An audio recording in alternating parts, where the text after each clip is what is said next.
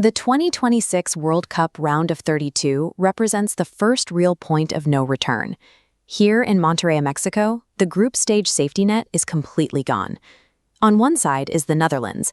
They are a traditional European power, arrived in North America with a mission to restore their status as a dominant force in world football.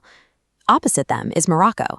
After their historic run to the semifinals in 2022, they are no longer viewed as an underdog, but as a team capable of competing with the world's elite on a permanent basis.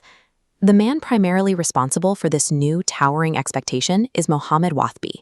He took over the senior squad just months before the tournament, prioritizing technical, youth-oriented prospects over established veterans. This match creates a specific friction, a collision between a structured, pragmatic European defensive philosophy and a highly fluid, experimental tactical system. The Dutch operate in a disciplined 4-2-3-1 defensive block, anchored by Virgil van Dijk. Morocco initially mirrors this 4-2-3-1 shape, neutralizing the midfield. However, in possession, Morocco's system morphs. A fullback inverts and attackers push high, creating a dynamic 2-3-5 structure. Achraf Hakimi is the primary outlet for this transition.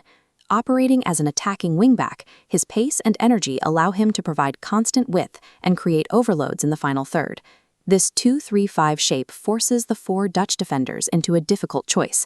They must either abandon their zones to track the extra attackers or remain in place and risk being outnumbered. For 70 minutes, the match remains a tactical stalemate. Both systems are well drilled, resulting in a tense, grinding battle for control of the midfield. The deadlock finally breaks in the 72nd minute, when a Dutch transition manages to find a gap in the Moroccan defensive line. Cody Gakpo provides the finish.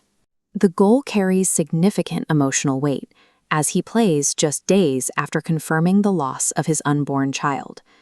Immediately after taking the 1-0 lead, the Netherlands shifts into a deep defensive block. They stop looking for a second goal, and instead focus entirely on protecting their narrow advantage. Zlatan Ibrahimovic, observing the match for the broadcast, noted that the Dutch had essentially stopped trying to play their own game, opting instead to play not to lose. By ceding territory and possession to Morocco's 2-3-5 system, the Dutch invited relentless pressure, banking on their defensive structure to hold for the final 20 minutes. Morocco responded to the retreat by monopolizing the ball.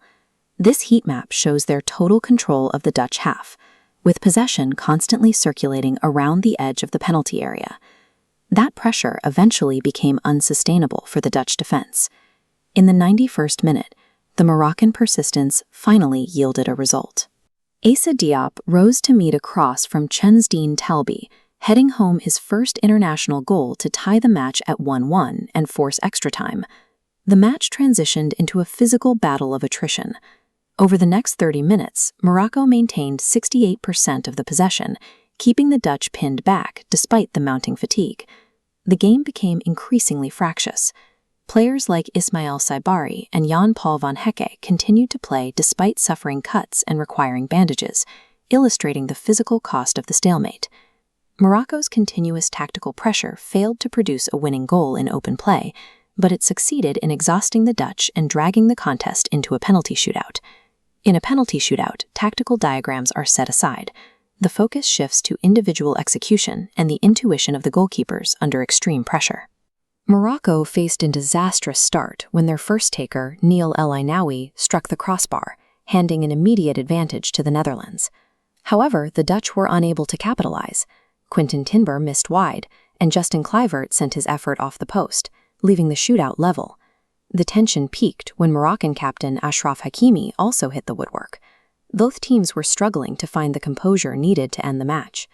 Yassine Bounou provided the turning point.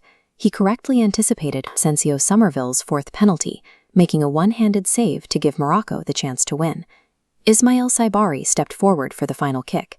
Despite playing through the final stages of the match with a cut above his eye, he took the responsibility of the deciding penalty.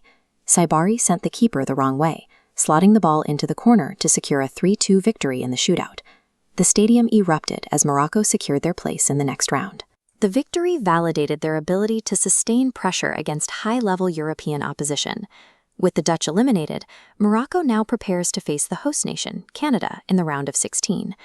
This 1-1 draw was a testament to the stability of Wabi's system. By maintaining their shape and their pressure through 120 minutes, Morocco forced a stalemate they were ultimately prepared to win.